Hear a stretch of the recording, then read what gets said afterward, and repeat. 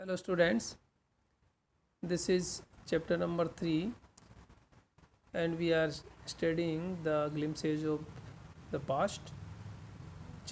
Part 1 2 3 उन्होंने complete कर लिया है। राम मोहन रॉय 1772 टू 1833। राम मोहन रॉय ने क्या किया, ये कॉमिक आपको बड़ा एंजॉइंग तरीके से पढ़ना चाहिए वैसे बुक में।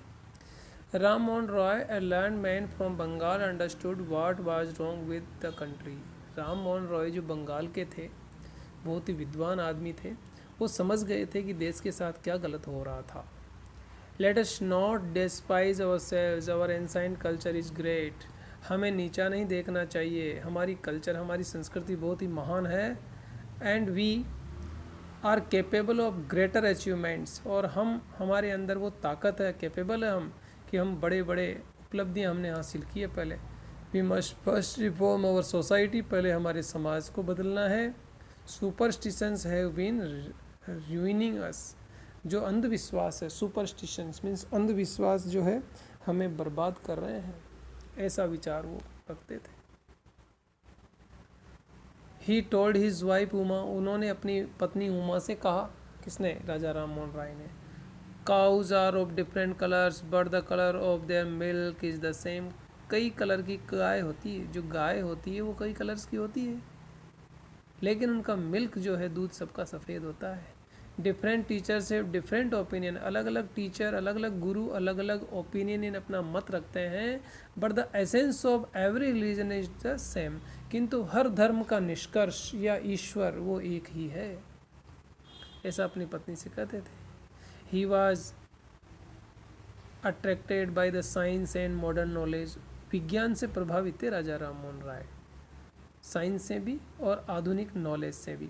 Knowledge should be practical and scientific, वो ये कहते थे कि जो नॉलेज, जो ज्ञान है वो प्रैक्टिकल होना चाहिए और साइंस पे भी खरा उतरना चाहिए, ऐसा उनका भरोसा था।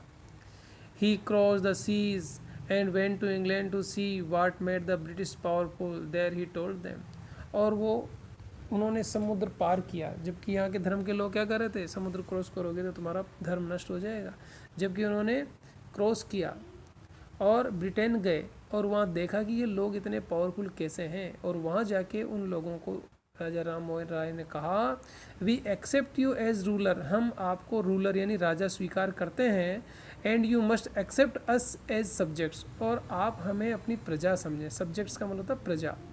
But you must remember the responsibility A ruler ओज टू हिज सब्जेक्ट्स, हम स्वीकार करते हैं कि आप हमारे राजा, लेकिन आप भी हमें अपनी प्रजा समझो।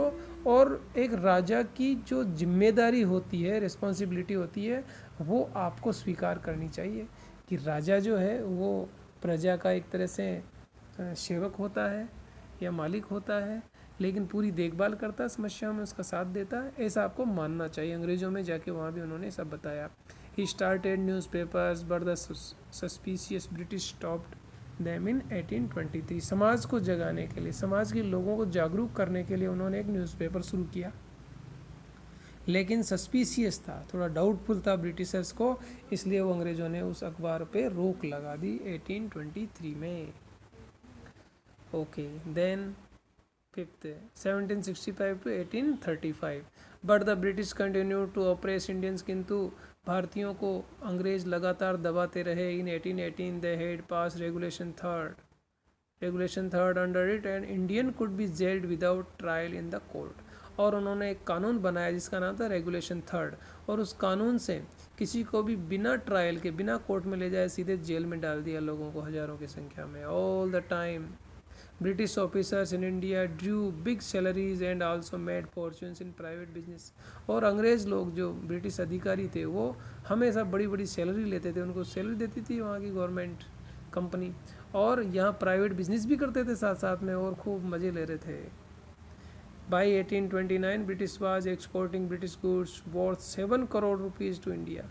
और 1829 तक ब्रिटिश के लोग, ये जो अधिकारी लोग हैं, ये लगभग 7 करोड़ रुपीज़ का यहाँ पे एक्सपोर्ट कर रहे थे, यहाँ निर्यात कर रहे थे, यहाँ ला के बेच रहे थे। Governor general Bentinck reported back home, और जो गवर्नर जनरल बेंटिक था उसने रिपोर्ट किया वापस अपने घर पे, यानी सरकार को, क्या? The bones of cotton weavers are bleaching the plains of India. ये जो बोन्स ऑफ कॉटन वीवर्स है, जो कॉटन को जो वीव करने वाले बुनकर हैं, वो क्या हो रही है, प्लेन ऑफ इंडिया में ब्लीचिंग हो रही है, उनकी खींचा जा रहा है, उनकी हालत ख़राब है बेचारों की। The British prospered on the companies loot while Indian industries began to die.